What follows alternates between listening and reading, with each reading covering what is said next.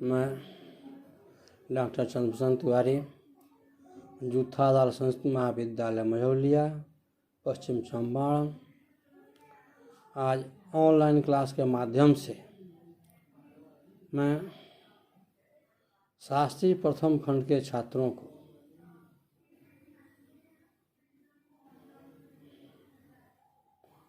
मार्ग से संबंधित उक्ति पर चर्चा करने जा रहा हूँ कि माघे सन्ति त्रयोगुणा।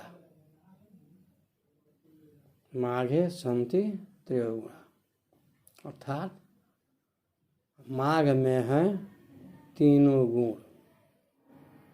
इसी संदर्भ पर आज मैं शास्त्री परीक्षा प्रथम खंड के छात्रों को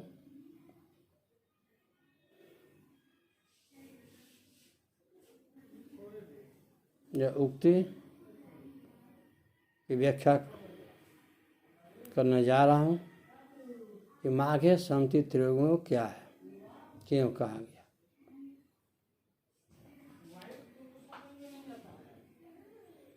मनोजवं मारुतुल्यवेगं जितेन्द्रियं बोधेमतां वरिष्ठं वातात्मजं वानरत्वमुखं श्रीरामदूतं शरणं प्रपद्ये।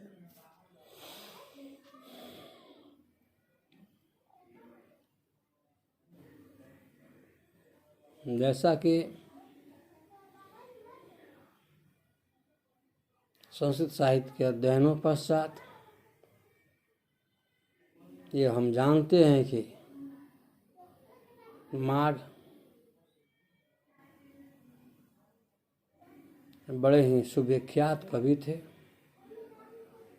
इन्होंने एकल महाकाव्य की जो रचना की उसका नाम है शिशुपाल बद्ध। शिशुपाल बद्ध महाकवि माघ की महाकाव्य है। माघ के विद्वता के संबंध में पूछना ही क्या।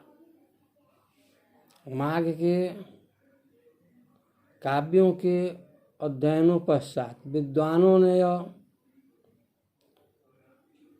कहा कि मेघे माघे गत वयो अर्थात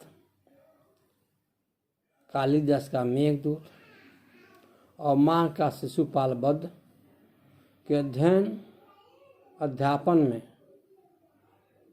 पूरा जीवन व्यतीत हो सकता है, तो भी इसमें पार नहीं पाया जाता, तो भी इसमें निपुणता हासिल नहीं हो सकती है।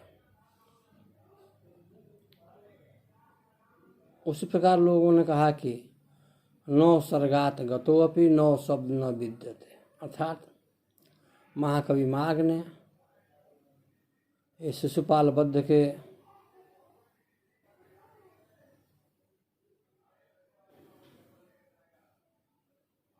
नौवें सर्ग में संस्कृत शब्द के जितने भी शब्द थे सबों का उपयोग कर डाला अर्थात 9 सर्ग के पश्चात 10वें 12वें 15वें में कोई नया शब्द नहीं दिखता है। इसलिए लोगों ने कहा कि 9 सर्गात गतोऽपि 9 शब्द न विद्यते।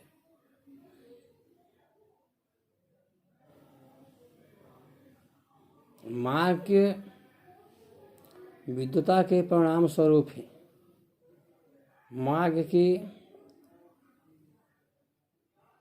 लेखनी कला, माघ के वर्ण विषय, माघ के साहित्यिक गुणों के अध्ययनों के पश्चात महाकवि माघ को लोगों ने घंटा माघ की उपाधि दे डाली। ने घंटा माघ भी कहा गया है। अर्थात हम संस्कृत के इतिहासों के अध्ययन पश्चात इस निष्कर्ष पर पहुँचते हैं कि माघ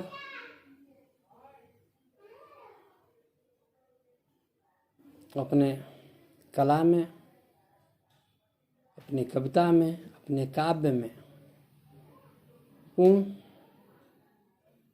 चतुर हैं निपुण हैं। जिस प्रकार कालिदास के काव्यों में उपमा का प्रयोग दिखता है एवं भारवी के काव्यों में, भारवी के महाकाव्य अर्थ की गंभीरता दिखाई देती है, और दंडी के काव्य में पद लालित। ठीक उसी प्रकार महाकवि ने अपने एकल महाकाव्य शिशुपाल बद्ध महाकाव्य में उपमा, अर्थगंभीर्य एवं पद लालित तीनों को एक साथ पिरोने का सफल प्रयास किया है। इन तीनों को अपने काव्यों में बड़े ही बखूबी प्रयोग किया है। इसलिए विद्वानों ने, कवियों ने इनके काव्यों के अध्ययनों पश्चात यह कहा कि माघे सन्ति त्रयोगुण, अर्थात महाकवि माघ में उपमा, अर्थ गंभीर एवं पदलालित तीनों पर्याप्त रूप से पाए जाते हैं। कि माघ का विद्वता एकांगी न होकर सर्वांगीण है। उसमें कालिदास के तुल्य सुंदर उपमा प्रयोग ही नहीं है, अपितु भारवी के तुल्य अर्थ गौरव और दंडी के तुल्य पद लालित्य भी है।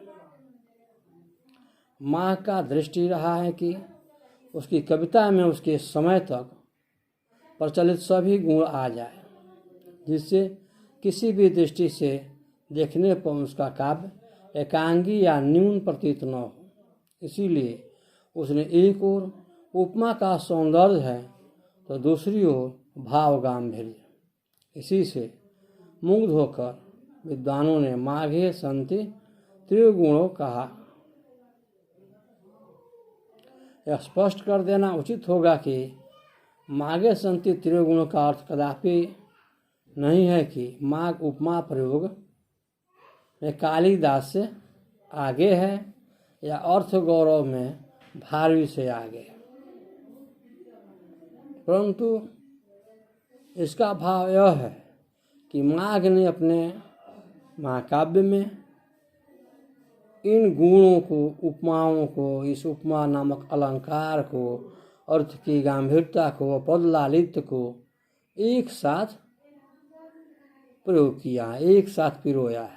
इसीलिए माघे सन्ति त्रिगुण कहना युक्ति युक्त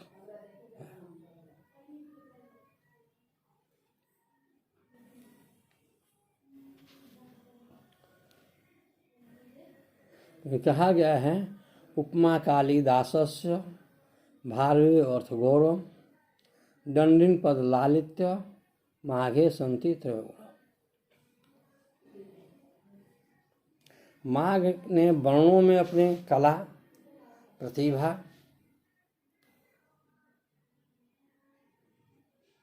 और कल्पना का प्रदर्शन किया है, अर्थात माघ के काव्यों में नई कल्पनाएं संजोई गई है।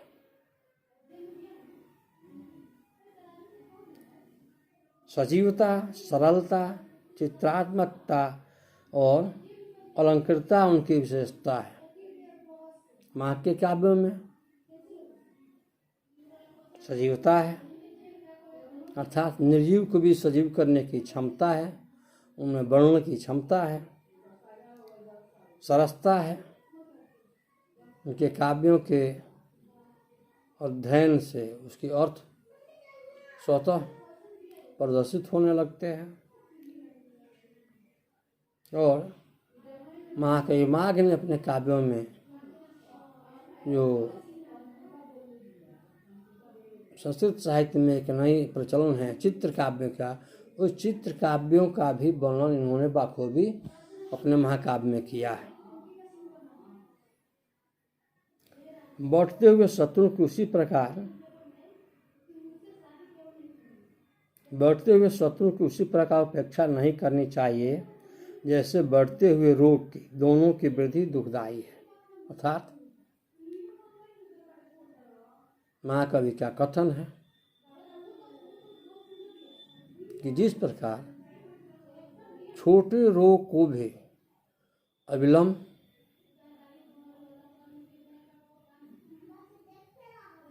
इलाज करानी चाहिए, छोटे रोग को जल्द ही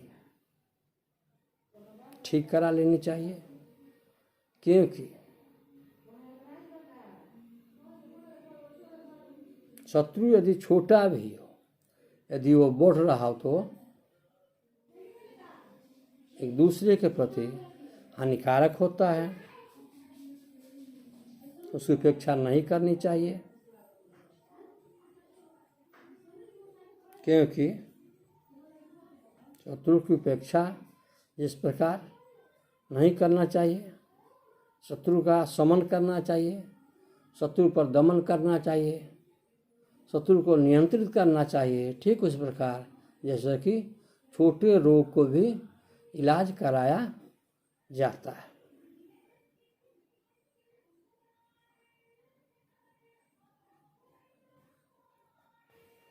एक दार्शनिक उपमा का उदाहरण बलराम का श्री कृष्ण से कथन है कि आप केवल साक्षी रहकर विजय का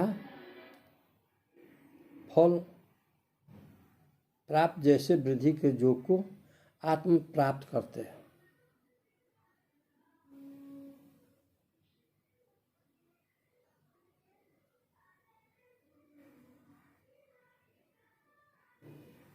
ये श्री कृष्ण बलराम को कहते हैं कि आप इस यहाँ साक्षी के रूप में उपस्थित रहे और इसे साक्ष्य को आप देखें।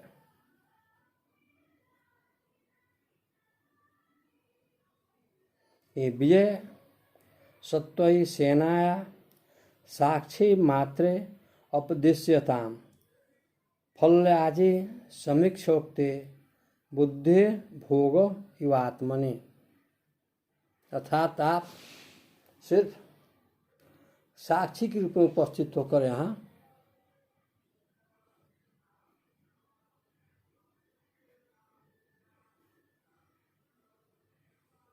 आत्मसात कीजिए,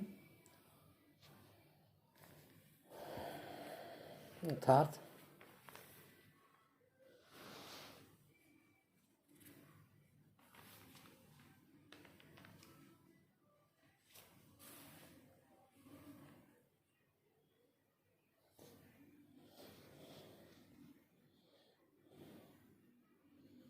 महाकवि माघ ने अपने से शिशुपालबद्ध काव्य में जो इन त्रयोगुण के जो प्रयोग किया है उसे इस प्रकार देखा जा सकता है, क्योंकि उपमा के संबंध में महाकवि माघ ने अपने महाकाव्य में लिखा, कीर्तोपवीत हिम शुभ्रम धनान्ते तरितम गुणेरिव सामवादा सोपश्यम तस्य प्रत्युत दीपिका प्राप्त एवं सहसा शस्त्र बिंदव भाव गंभीर्य। भाव गंभीर का उदाहरण उन्होंने अपने महाकाव्य में इस प्रकार दिया, सदाभिमाने कघना ही मानिनः स्वाभिमानियों का मान ही धन होता है। और जो स्वाभिमानी होते हैं उनका मान ही उनका ऐश्वर्य, उनका धन होता है। इसीलिए महाकवि ने कहा कि स्वाभिमाने को धना ही मानिनः, यह उनकी उक्ति है कि स्वाभिमानियों का मान ही धन होता है।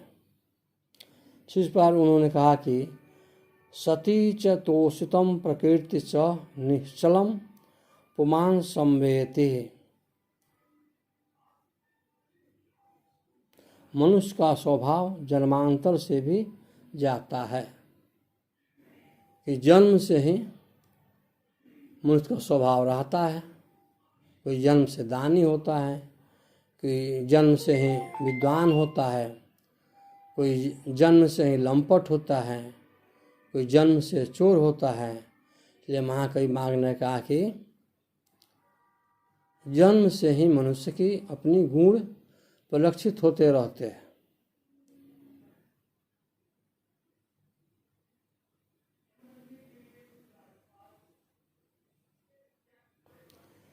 मह्यासम प्रकृत्या मितभाषितम, श्रेष्ठ व्यक्ति स्वभाव से मितभाषी होते हैं।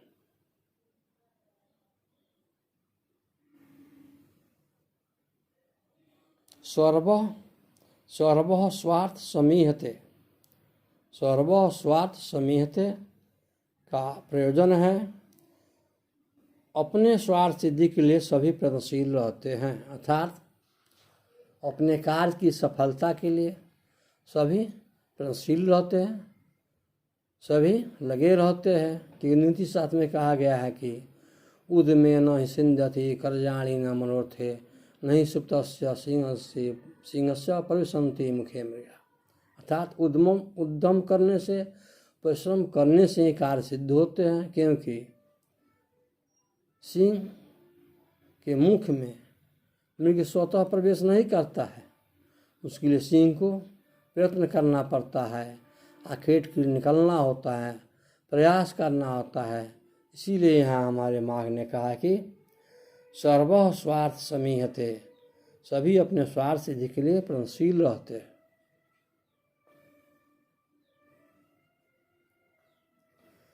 जैसे कि मह्यास प्रकृत्या मितभाषिण, श्रेष्ठ व्यक्ति स्वभाव से ही मितभाषी होते हैं।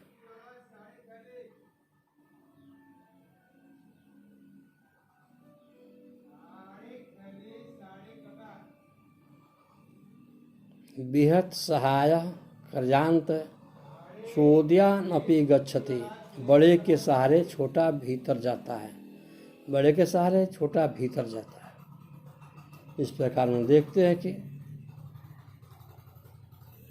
माघ ने अपने शिशुपाल बद्ध में एक तरफ जहाँ उपमा का प्रयोग किया है, वहीं यततत अर्थ गांभीर्य का भी प्रयोग उन्होंने अपने काव्यों में किया। एवं पद लालित्य भी इनके महाकाव्य में देखने को मिलता है।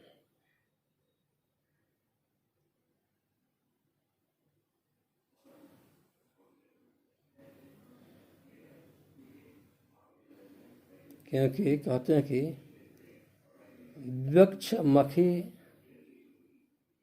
मखी लिकृत्यम प्रतिष्ठा खलो दुर्लभा, शत्रु को नष्ट किए बिना प्रतिष्ठा दुर्लभ है। अर्थात शत्रु के अपने प्रतिद्वंदी को परास्त करने के पश्चात ही प्रतिष्ठा प्राप्त होती है।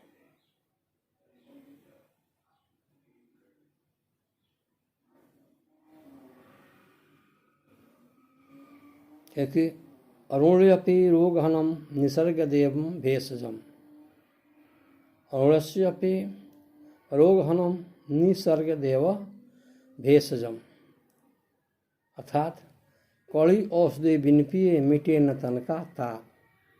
अर्थात किसी व्यक्ति को रोग है, ज्वर है, तो उसे उसके चिकित्सा के लिए औषधियों का सेवन करना परम आवश्यक है। और तीखी औषधि के सेवन से ही रोग का अविलंब नाश होता है। इस प्रकार हम देखते हैं कि विद्वानों ने जो महाकवि माघ को यह उपमा दी कि माघे संति त्रिगुण, पूर्णतः समीचीन है, पर्याप्त है, सत्य है। क्योंकि महाकवि माघ ने ने शिशुपाल बद्ध काव्य में बड़े ही सरलता और सहजता से इन तीनों का प्रयोग किया है, जो अत्यंत प्रभावशाली है।